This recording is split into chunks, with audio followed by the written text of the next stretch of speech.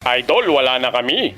Yan na nga ang sinasabi ko sa iyo, puro ka kasi pag-ibig. Lahat na yata ng payo nasabi ko na pero hindi ka rin nakinig. Ngayon, ito na yung payo na dapat sundin mo. Mag-ML ka na lang, alam mo kung bakit? Halika rito, ipapaliwanag ko sa'yo. Sa ML, kapag nag-pick ka ng hero kung wala namang ibang gagamit, siguradong makukuha mo yan. Pero kapag yung tao pinili mo, napakahirap makuha kahit hindi naman nakaban. Yang jowa mo, kapag araw-araw kayong magkasama, siguradong magsasawa yan sa'yo. Ang ML, hindi magsasawa sa'yo kahit magdamag maghapon ka pang maglaro. Kayo naman girls, binibigyan ba kayo ng mga jowa nyo ng flowers saka ng Toblerone? Hay! Sa ML, kahit talo ka, bibigyan ka ng chocolate ni Munton. Yang jowa mo, lagi na lang galit sa'yo, ang bilis maubos ng pasensya. Nako, sa ML, magbuo ka ng enchanted talisman, hindi ka mauubusan ng mana. Yang jowa mo, kapag may ibang lakad, hindi nagte-text, hindi nagchat-chat, hindi siya nagpapaalam sa'yo. Si Munton, kapag may binabago sa laro, laging nag-update sa'yo. Kaya naman, mag-ML ka na lang, yan ang mapapayo ko sa'yo. Habulin mo na lang yung star kaysa habulin yung maling tao. Kapag may jowa ka, bata ka mag-overthink, lalong manghihina ka. Sa ML, magbata ka sa rank game, siguradong lalakas ka. Okay lang sa ML kahit paglaruan mo siya ng paglaruan. Kapag pinaglaruan mo si ML, hindi ka niya paglalaruan. Pero kapag feelings ng jowa mo ang iyong pinaglaruan, baka paglaruan ka din niya tapos sa huli, ikaw pa yung masasaktan. Sa ML, napakaraming hero na pwede mong pagpilian. Yung jowa mo na hindi nagbabago ng ugali, yan lang ang pwede mong pagtiyagaan.